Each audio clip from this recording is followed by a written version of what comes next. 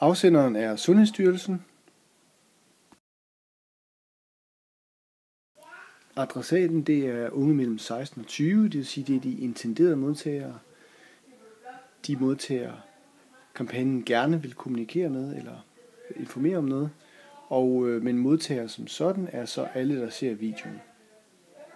Og effekten er så afhængig af afsenderens viden om målgrupperne, som jo er delt op i drenge og piger.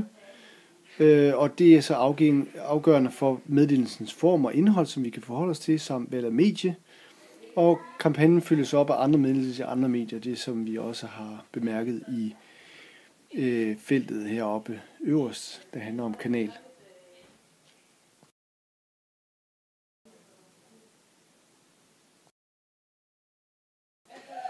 Kanalen det er en video, som vi kan analysere.